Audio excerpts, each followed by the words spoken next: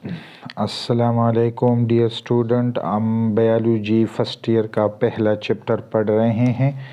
पहले चैप्टर में हमने सेल ऑर्गेनील जो है वो स्टार्ट किए हुए हैं। आज जो हमारा टॉपिक है वो गाल्जी अपैरेटस का है।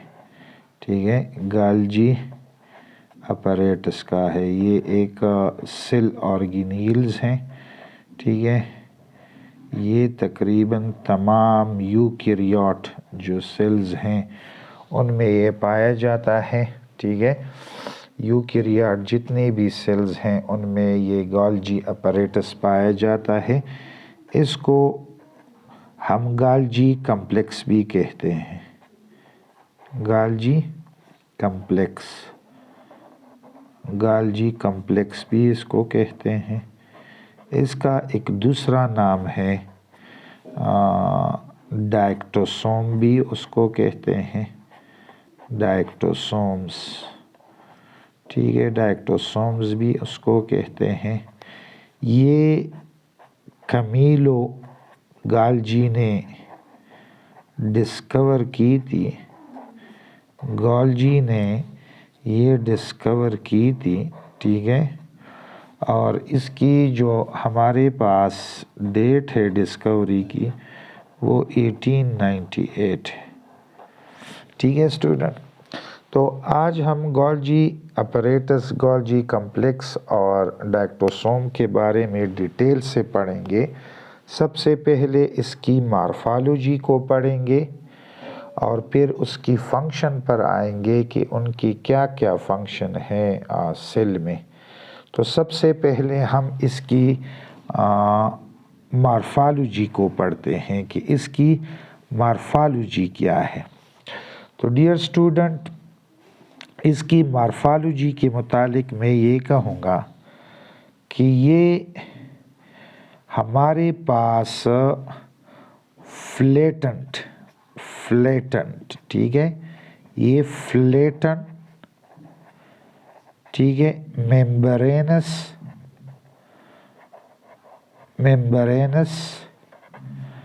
यानी मेम्ब्रेनस।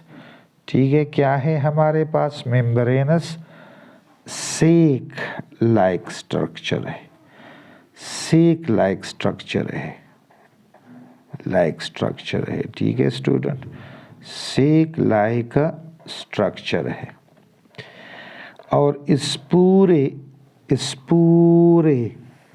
बायोलॉजी में ठीक है, इस पूरे मतलब को हम सिस्टर्नी कहते हैं। ठीक है, सिस्टर्नी के इस तरह के स्ट्रक्चर को बायोलॉजी में हम क्या कहते हैं? सिस्टर्नी कहते हैं। तो हमारे पास गाल्जी कम्प्लेक्स जो है वो हमारे पास स्टेक है। ठीक है, मैं डायग्राम से भी इसको वाज़ेह करूँगा, लेकिन ये स्टेक ऑफ दीज सिस्टर्नी है, स्टेक ऑफ दीज सिस्टर्नी है। ठीक है, स्टेक किसको कहते हैं? स्टेक हमारे पास कहते हैं डेर को। जब हम एक चीज़ को एक दूसरे पर रखते हैं और उनकी एक पाइल बनाते हैं, ठीक है ना, तो ये हमारे पास क्या होता है? ये देखो, ये स्टेक होता है, ये इस तरह, ये इसको स्टेक कहते हैं। तो गाल्जी कम्प्लेक्स जो है ये stack of flattened membranous sac like structure है, और इस तरह के स्ट्रक्चर को हम सिस्टर्नी कहते हैं। तो ओवरऑल हमारे पास गाल्जी कम्प्लेक्स जो है वो स्टेक ऑफ सिस्टर्नी है। ठीक है, यानी सिस्टर्नी का एक स्टेक है हमारे पास, ये गाल्जी अपैरेटस होता है।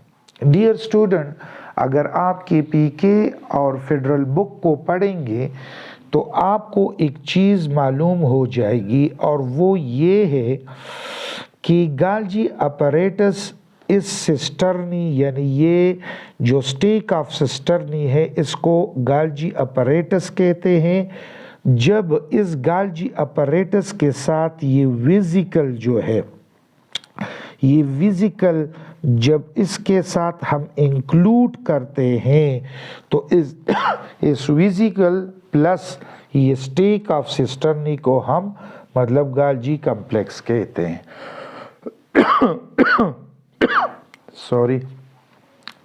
और डायक्टोसोम जो है ये एक यूनिट होता है डियर स्टूडेंट। डायक्टोसोम्स हमने कहा कि डायक्टोसोम क्या है, ये यूनिट है।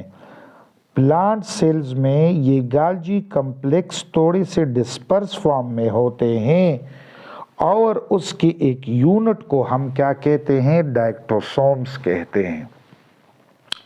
अब डायक्टोसोम में अगर आपके मतलब इस तरह कोई क्वेश्चन आ जाए कि डायक्टोसोम की पीके के बुक में कहा है कि ये सिस्टर्नी, ठीक है, सिस्टर्नी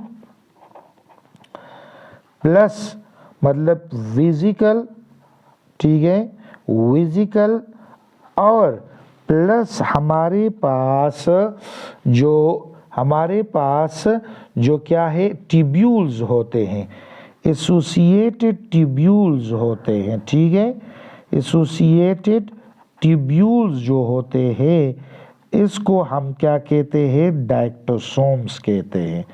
तो डायक्टोसोम इज एक्चुअली अ यूनिट, ठीक है, ट्यूब्यूल्स, ठीक है, ट्यूब्यूल्स कहते हैं, इज अ यूनिट, ठीक है, ये एक यूनिट है, ठीक है, जिसमें सिस्टर्नी, वेजिकल और एसोसिएटेड ट्यूब्यूल्स जो हैं वो शामिल है।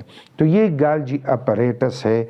गाल्जी कॉम्प्लेक्स और डायक्टोसोम में थोड़ी सी क्या है जो डिफ्रेंसिएशन है वो हो गई। डियर स्टूडेंट, इसके बाद हम गाल्जी अपरेटस की मॉर्फोलॉजी को थोड़ा और डिटेल से पढ़ते हैं। तो गाल्जी अपरेटस जो है इनके टू फेसेस होते हैं, टू फेसेस होते हैं, ठीक है, टू फेसेस होते हैं और ये टू फेसेस के मुख्तलिफ नाम्स हैं जो कि किस में आते हैं, एमडीकेट में अक्सर इनसे मुतालिक क्वेश्चन पूछा जाता है, ठीक है। जो पहला फेज होता है जो न्यूक्लियस और एंडोप्लाज्मिक यानी एंडोप्लाज्मिक रेटिकुलम ER इसके करीब होता है, क्लोज ये एंडोप्लाज्मिक रेटिकुलम और न्यूक्लियस के मतलब नज़दीक होता है। इनके नाम हमारे पास क्या है, इनके नाम ये प्रॉक्सिमल,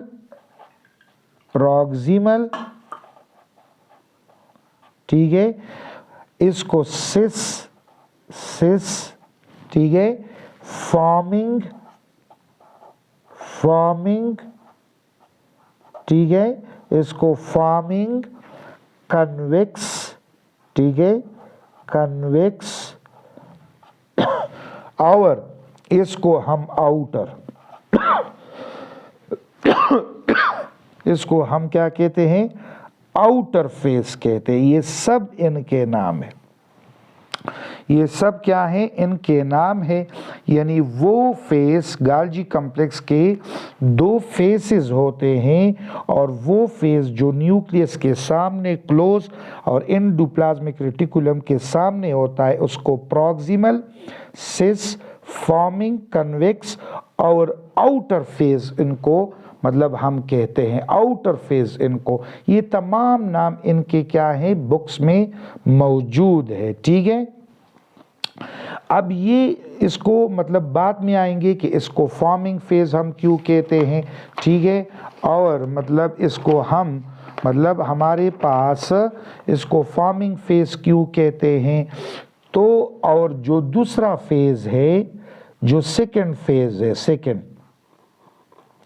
जो सेकंड फेज है, ठीक है, जो कि क्या होता है, cell membrane, cell membrane, cell membrane के नजदीक होता है, ठीक है, उनको हम क्या कहते हैं, देखो उनको हम, एक नाम उसका डिस्टल फेज होता है, दूसरा इसको ट्रांस फेज भी कहते हैं, ट्रांस फेज भी उसको कहते हैं, इसको मैच्योरिंग फेज भी कहते हैं, मैच्योरिंग, ठीक है ना, और इसको हम कनकेव फेज भी कहते हैं, कनकेव फेज, और इसको हम क्या कहते हैं, इनर फेज भी ये होता है। तो ये सारे इनके नाम हैं, ठीक है। तो मैंने कहा कि गाल्जी कॉम्प्लेक्स के दो फेजेस होते हैं, पहले फेज को के नाम भी हम डिटेल से पढ़ चुके हैं, और ये इसका जो सेकंड फेज है इसको भी हम डिटेल के साथ पढ़ चुके हैं। अब जो पहला फेज है उसको फॉर्मिंग फेज क्यों कहते हैं, जो फर्स्ट फेज है उसको फॉर्मिंग फेज हम क्यों कहते हैं, ठीक है। तो देखिए, जब एंजाइम और प्रोटीन, एंजाइम भी वैसे प्रोटीन है, लेकिन जब ये एंजाइम और प्रोटीन क्या होते हैं, एंडोप्लाज्मिक रेटिकुलम में तैयार होते हैं, तो ये मतलब रफ एंडोप्लाज्मिक रेटिकुलम में तैयार होते हैं, तो ये स्मूथ एंडोप्लाज्मिक रेटिकुलम के जरिए गाल्जी कॉम्प्लेक्स में आते हैं। देखिए, ये गाल्जी कॉम्प्लेक्स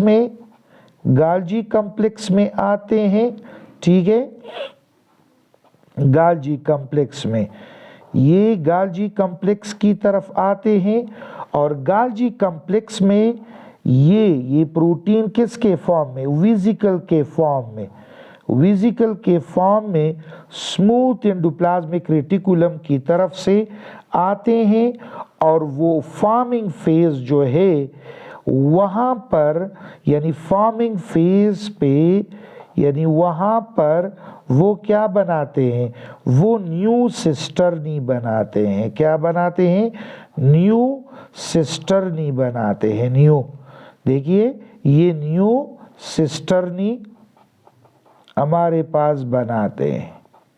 तो देखिए, यानी प्रोटीन है या एंजाइम है, ये वेसिकल फॉर्म में स्मूथ एंडोप्लाज्मिक रेटिकुलम के जरिए गाल्जी कॉम्प्लेक्स की तरफ आते हैं, गाल्जी कॉम्प्लेक्स के फॉर्मिंग फेज में ये वहाँ फ्यूज होकर न्यू सिस्टर्नी बनाते हैं, ठीक है।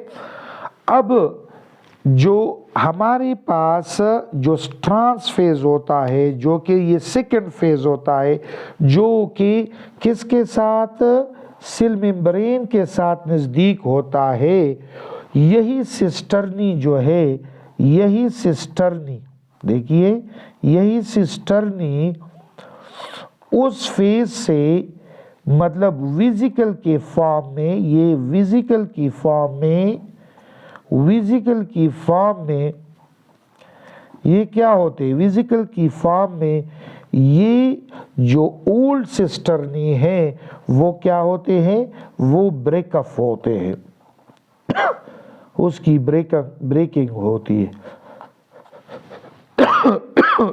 तो ये हमारे पास गाल्जी कॉम्प्लेक्स की मॉर्फोलॉजी क्या हो गई, कंप्लीट हो गई। हमने कहा कि गाल्जी कॉम्प्लेक्स जो है हमारे पास फ्लैटेंड मेम्ब्रेन सेक लाइक स्ट्रक्चर है, जिसको हम सिस्टर्नी कहते हैं, ये स्टेक ऑफ सिस्टर्नी है। फिर हमने कहा कि इनके दो फेज होते हैं, एक को मतलब फॉर्मिंग फेज, मुख्तलिफ फेज है, वहाँ पर न्यू सिस्टर्नी बनते हैं, और एक जो हमारे पास डिस्टल फेज है, वहाँ पर ये सिस्टर्नी मतलब गाल्जी कॉम्प्लेक्स से ब्रेकअप होते हैं। तो ये इनकी मॉर्फोलॉजी और स्ट्रक्चर है। इसके बाद हमारे पास जो है वो क्या है, फंक्शन ऑफ क्या है, गाल्जी कम्प्लेक्स है, ठीक है, यानी फंक्शन ऑफ गाल्जी कम्प्लेक्स है, ठीक है। ये हमारे पास फंक्शंस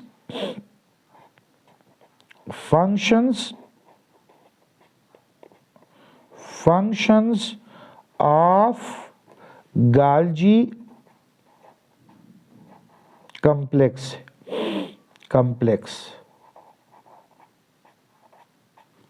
ठीक है।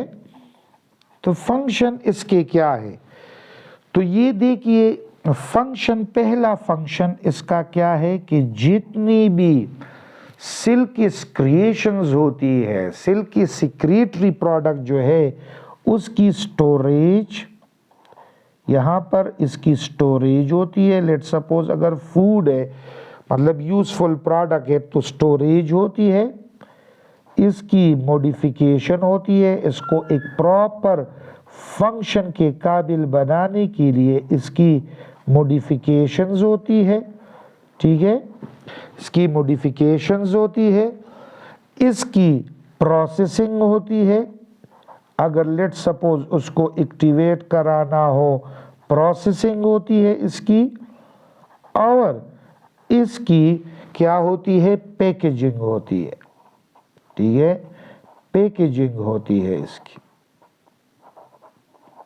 तो ये इनकी एक बेसिक बुनियादी जो फंक्शन है ये है हमारे पास के इसकी स्टोरेज, ये सिल्क की जितनी सिक्रिएशन होती है, चाहे प्रोटीन बनाना हो, चाहे कार्बोहाइड्रेट पॉलीसेकेराइड बनाना हो, उनकी मॉडिफिकेशन, प्रोसेसिंग और पैकेजिंग जो है यहाँ पर होती है, ठीक है। दूसरी, बहुत से सेल जो अदर ऑर्गेनेल्स है, जिस तरह लाइजोसोम,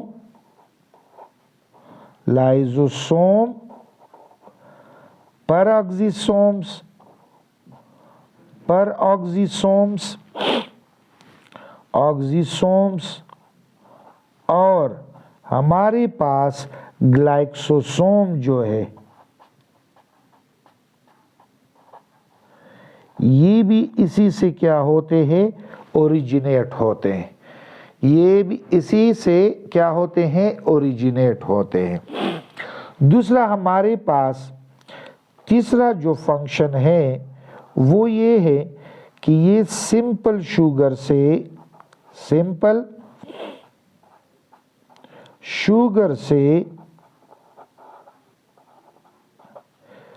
पॉलीसेकेराइड बनाते हैं, ठीक है। और पॉलीसेकेराइड के साथ ये क्या करते हैं, ये पॉलीसेकेराइड के साथ लिपिड को या और प्रोटीन को क्या करते हैं, अटैच करवाते हैं। और इसी तरह ये कंजुगेटेड जो मॉलिक्यूल है, कंजुगेटेड मॉलिक्यूल यानी मतलब दो मुख्तलिफ ऑर्गेनिक मॉलिक्यूल जब आपस में मिलते हैं तो वो कंजुगेटेड मॉलिक्यूल कहलाते हैं। तो ये कंजुगेटेड मॉलिक्यूल जो है उनकी फॉर्मेशन भी करते,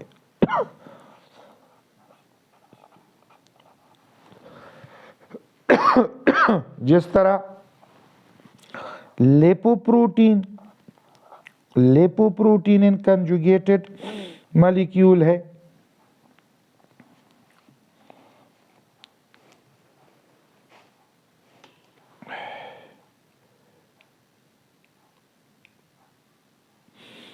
लेपोप्रोटीन और ग्लाइकोप्रोटीन।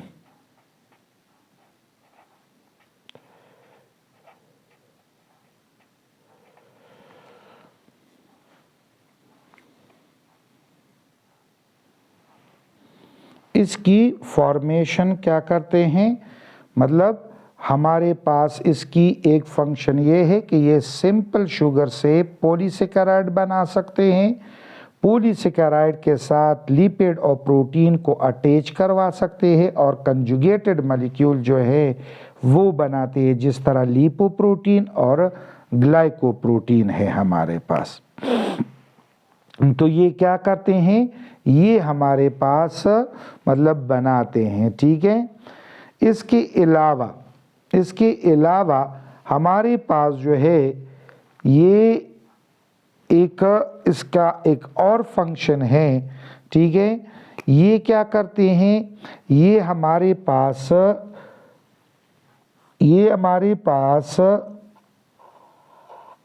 Formation of cell